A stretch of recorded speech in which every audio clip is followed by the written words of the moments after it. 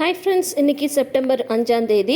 இன்றைக்கி Pandian store season 2ல் என்ன நடக்குதுன்னு பார்க்கலாம். நேற்று வந்து நகையை பேங்க்லேருந்து எடுத்துகிட்டு வந்துடுறாங்க.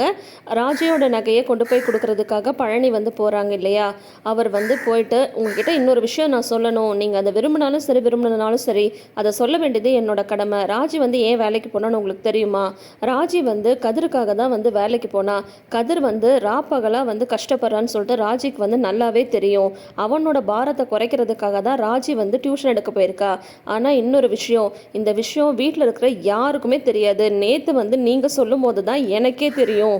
என்னமோ சொன்னீங்க, இந்த மாதிரி மச்சான் வந்து ராஜ்ய வேலை கிளப்பி அந்த சம்பாத்தியத்தில் வந்து சாப்பிட்றாருன்னு சொல்லிட்டு. உங்களுக்கு ஒன்று தெரியுமா? இன்னி வரைக்கும் கடவுள் புண்ணியத்தில் பாண்டியன் ஸ்டோர்ஸ் கடை நல்லாவே போயிட்டுருக்கு. அந்த மொத்த குடும்பத்தையும் வந்து மாமா தான் பார்த்துக்கிறாரு. நீங்கள் என்ன நடந்தது ஏது நடந்ததுன்னு தெரியாமல் தேவையில்லாமல் அவரை வந்து ரொம்ப பேசிட்டீங்க. ராஜி வந்து கதிர்க்காக தான் இதெல்லாம் வந்து பண்ணான். பகல்லெல்லாம் வந்து அவன் காலேஜுக்கு போயிட்டு அதுக்கப்புறம் டெலிவரி பாய் வேலை பார்த்துட்டு சனி ஞாயிறு ஆனால் டாக்ஸி டிரைவராக வர போகிறான்னு சொல்லிட்டு அதை பொறுத்துக்க முடியாமல் தான் ராஜி வந்து வேலைக்கு போயிருக்கு.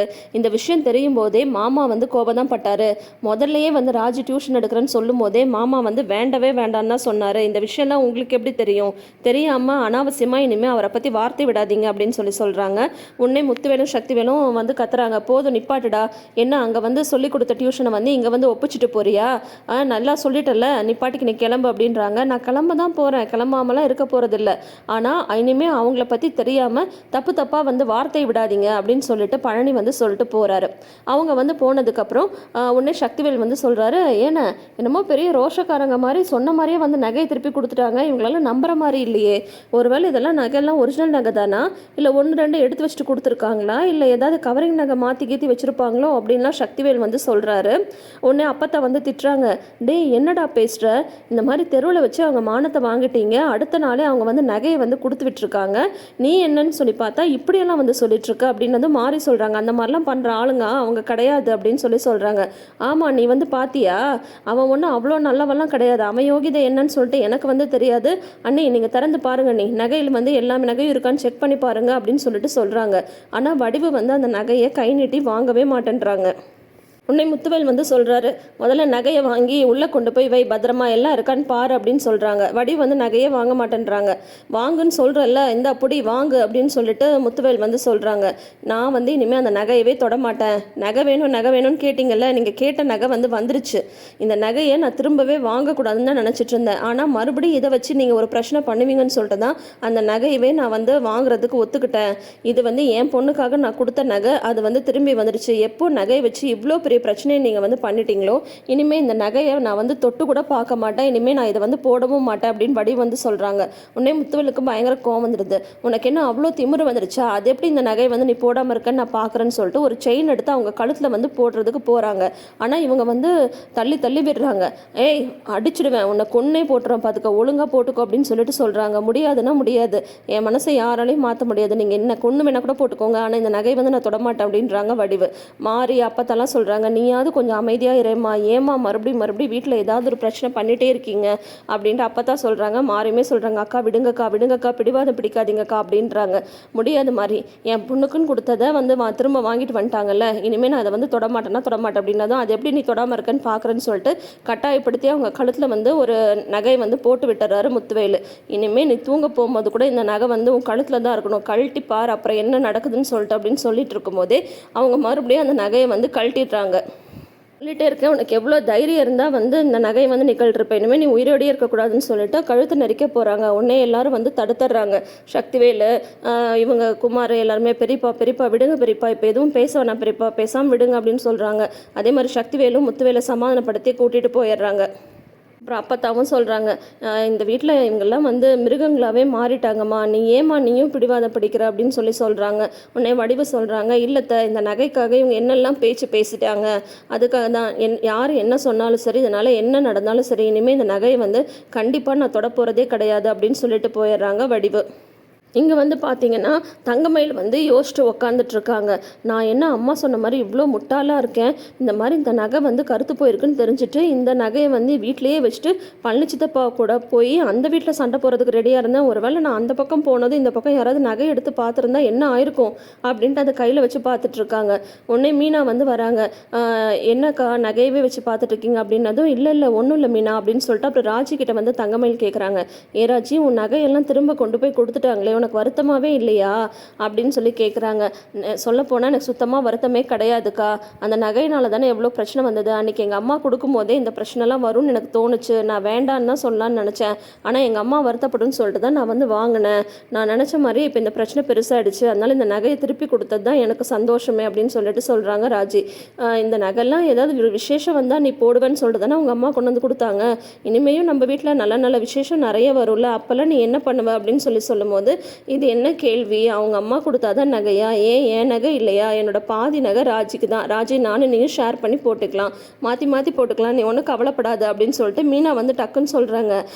இல்லை இல்லை மீனா, நானும் அதை தான் சொல்ல வந்தேன். ராஜி இங்கே பாரு, ஏன் நகையும் எல்லாமே இருக்குல்ல, இதுலேயும் பாதி உனக்கு தான், பாதி என்ன மொத்தமாகவே நீ வந்து போட்டுக்கோ, எனக்கு அதை பற்றி ஒன்றும் பிரச்சனையே இல்லை அப்படின்னு சொல்லிட்டு கொடுக்க போகிறாங்க. அதுக்குள்ளார அந்த கவரிங் நகை வந்து என்ன ஆகும்னு சொல்லிட்டு அந்த பயம் வேறு இருக்குல்ல அவங்களுக்கு. பார்த்தீங்கன்னா கரெக்டாக வந்து கோமதி வந்து வந்துடுறாங்க. கோமதி வந்து வந்ததும் பழனி திட்டிகிட்டே வராங்க. நகையை கொண்டு போய் கொடுக்க போனானே, அங்கே என்னாச்சு ஏதாச்சுன்னு எதாவது சொன்னானா அப்படின்னு சொல்லிட்டு உடனே பழனிக்கு வந்து கால் பண்ணுறாங்க. அங்கே உங்கள் அண்ணனுங்க என்னடா சொன்னாங்க அப்படின்னா, அக்கா உனக்கும் அண்ணனுங்க தானே அப்படின்னதும், இனிமேல் அவனுங்களெல்லாம் வந்து நான் அண்ணனுங்கன்னு சொல்லவே மாட்டேன், சொல்ல என்ன சொன்னாங்க அப்படின்னதும், அக்கா நகையெல்லாம் அதெல்லாம் திருப்பி கொடுத்து வந்துட்டக்கா அப்படின்னு சொன்னதும், 4 வாரத்தை நறுக்குன்னு கேட்க வேணாம் அப்படின்னாங்க. அதெல்லாம் நான் கேட்டுட்டு தான்க்கா வந்தேன், அதெல்லாம் நீ ஒன்றும் கவலைப்படாது அப்படின்றாங்க. அது ஏன்டா அதை நான் ஃபோன் பண்ணி கேட்டால் தான் சொல்லுவேன் அப்படின்னதும், வேறு என்ன பண்ணுறது, மாமா வந்து கடைக்கு வர சொல்லிட்டாரு, அங்கே வேலை இருக்குல்ல அப்படின்னு சொல்லிட்டு சொல்கிறாங்க.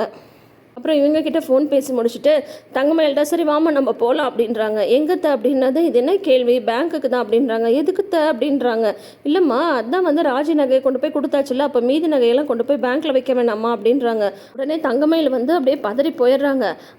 ஏன் அத்தை, நகைலாம் வீட்லேயே இருக்கட்டுமே, எதுக்கு சும்மா சும்மா பேங்க்கில் கொண்டு போய் வச்சுட்டு அப்படின்றாங்க. இது என்னம்மா அநியாயமாக இருக்குது, ஏற்கனவே ஒரு தடவை வீட்டுக்கு வந்து திருட வந்துட்டு போயிருக்கான், போன வாரம் கூட பக்கத்து தெருவில் வந்து திருடிட்டு போயிருக்காங்க. அப்படி இருக்கும்போது இவ்வளோ நகையை வீட்டில் வைக்கலான்னு சொல்கிறேன், உனக்கு என்ன பைத்தியமாக பிடிச்சிருக்கு அப்படின்னு சொல்கிறாங்க.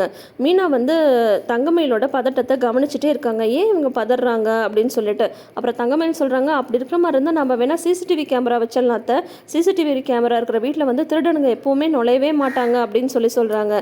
என்னாச்சு உனக்கு, இதுக்காக வந்து நம்ம சிசிடிவி கேமரா வச்சு பொருத்தணுமா, அதெல்லாம் ஒன்றும் வேண்டாம், நம்ம எடுத்துகிட்டு வந்த நகையை கொண்டு போய் பேங்க்லேயே வச்சிடலாம் அப்படின்னு சொல்கிறாங்க.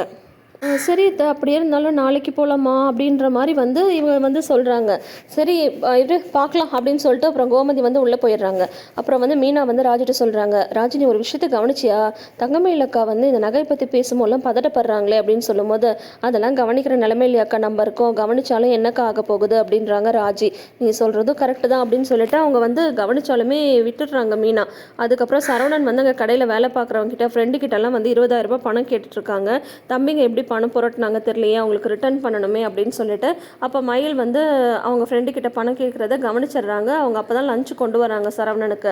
என்னம்மா அவர்கிட்ட பேசிட்டு இருந்தீங்க அப்படின்னு சொல்லும்போது, அது வந்து ஒன்றும் இல்லை மயில் அப்படின்றாங்க. ஏமாம்மா நான் வந்து தெரிஞ்சுக்க கூடாதா, நீங்கள் ஏதோ பண விஷயமா பேசிட்டு இருந்த மாதிரி இருந்தது, அதனால தான் கேட்குறேன் அப்படின்னதும், இல்லை மயில் இந்த மாதிரி தம்பிங்க தானே வந்து ரூமுக்கு பணம் ஏற்பாடு பண்ணி கொடுத்தாங்க, கண்டிப்பாக அவங்க கையில் வந்து காசு இருக்காதுன்னு எனக்கு வந்து நல்லாவே தெரியும், அப்படி இருக்கும்போது எங்கேயாவது கடன் தான் வாங்கி கொடுத்துருப்பாங்க, அதுக்காக தான் பணத்துக்கு ட்ரை பண்ணிட்டுருக்கேன் அப்படின்னதும், தம்பியை கிட்ட காசு இருக்காது கரெக்டு தான், ஆனால் உங்ககிட்ட ஏமாமா இல்லை, நீங்கள் வந்து நல்ல வேலையில் தானே இருக்கீங்க.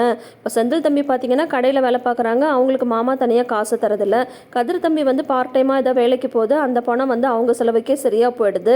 ஆனால் நீங்கள் வந்து கை நிறைய தானே சம்பளம் வாங்குறீங்க, ஏமாமா உங்கள் கையில் காசு இல்லை அப்படின்னதும், நான் தான் அதை அப்படியே அப்பாட்ட கொடுத்துறேனே அப்படின்னதும், அதுக்காக ஒரு 1000-2000 கூட நீங்கள் வச்சுக்க மாட்டிங்களா அப்படின்னு சொல்கிறாங்க. 1000-2000க்கு எனக்கு என்ன செலவு இருக்குது, என்ன செலவு செலவுக்குனாலும் நான் அப்பாட்ட தான் கேட்டு வாங்கிப்பேன் அப்படின்றாங்க. ஏமாம்மா உங்களுக்குன்னு ஒரு அக்கௌண்ட் கூட இல்லையா அப்படின்னு சொல்கிறாங்க. ஒரு சேவிங்ஸ் அக்கௌண்ட்டுன்னு கூட அதெல்லாம் இருக்குது, ஆனால் அதையும் எல்லாம் அப்பா தான் பார்த்துக்கிறாரு அப்படின்றாங்க. என்னம்மாம்மா நீங்கள் இப்படி சொல்கிறீங்க? சரி, இப்போ தம்பிங்களுக்கு பணம் கொடுக்கறதுக்கு என்னம்மாம்மா பண்ணுறது? நீங்கள் முதலே என்கிட்ட கேட்டிருந்தா என் நகையாவது கொடுத்துருப்பேன். அதை வச்சு அவங்களுக்கு வந்து பணத்தை வந்து கொடுத்துருக்கலாம் அப்படின்னு சொல்லிட்டு டக்குன்னு தோணுது. ஐயோ, இந்த கவரிங் நகைன்னு தெரிஞ்சிடுமே அப்படின்ட்டு. ஆனால் நீங்கள் என்ன நினைக்கிறீங்கன்னு எனக்கு புரியுது மாமா. இது உங்கள் வீட்டில் போட்ட நகை, அதை வந்து தேவையில்லாமல் நம்ம வந்து கையே வைக்கக்கூடாது, அது உனக்கு தான் சொந்தம் அப்படின்னு தானே மாமா நீங்கள் நினைப்பீங்க அப்படிங்கிறாங்க. ஆமாம்மா, இல்லை நான் அதுதான் சொல்ல வந்தேன் அப்படின்னது. உங்களை பற்றி எனக்கு தெரியாதா மாமா? நீங்கள் அடுத்தவங்க பொருள் மேலே எப்போ ஆசைப்பட்டிருக்கீங்க அப்படின்னு சொல்லிட்டு தங்கமயில் சொல்லிட்டு அப்பாடா தப்பிச்சோம் அப்படின்ற மாதிரி தப்பிச்சிடுறாங்க. அதுக்கப்புறம் வந்து பாண்டியன் வந்து கடையிலேருந்து வராங்க. அரசிகிட்ட வந்து வழக்கம் போல் பழனி கதிரெலாம் பேசிகிட்டு இருக்காங்க. அப்போ சரவணன்கிட்ட வந்து பாண்டியன் கேட்குறாங்க, கடையில் வேலைலாம் எப்படி போச்சு அப்படின்னதும் உடனே தங்கமயில் சொல்கிறாங்க, அவர் ஊரில் இருந்தால் கூட எல்லாம் வேலையெல்லாம் அங்கேருந்தே பார்த்துட்டு தான் மாமா இருந்தார் அப்படின்னதும், ஏன்டா அவங்க கடையில் வேறு ஆளே இல்லையா, நீ தான் இதில் கவனிக்கணுமா அப்படின்னு சொல்லிட்டு கேட்குறாங்க. உடனே வந்து பழனி வந்து சொல்கிறாரு, ஏமாமா செந்தில் கூட தான் வந்து சென்னை போயிருந்தான், ஆனால் அங்கே அவன் வேலை பார்த்துட்டு தானே இருந்தான் அப்படின்னதும், அப்போ அவன் போனது இவன் போனது ஒன்றா அப்படின்னு சொல்லி கேட்க வராங்க.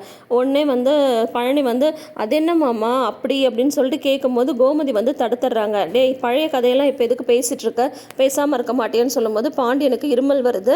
உடனே வந்து தண்ணி எடுத்துட்டு வா கோமதின்றாங்க. இருங்கத்த நான் போகிறேன் அப்படின்றாங்க தங்கமயில். அதுக்குள்ளார மீனா வந்து தண்ணி கொண்டு வந்து கொடுக்குறாங்க. ஆனால் பாண்டியன் வந்து வாங்காமல் தயங்கிட்டு இருக்காரு. அதோட இன்னைக்கு எபிசோட முடிச்சிருக்காங்க. ஸோ இனி என்ன நடக்குதுன்னு வெயிட் பண்ணி பார்க்கலாம். தேங்க்யூ.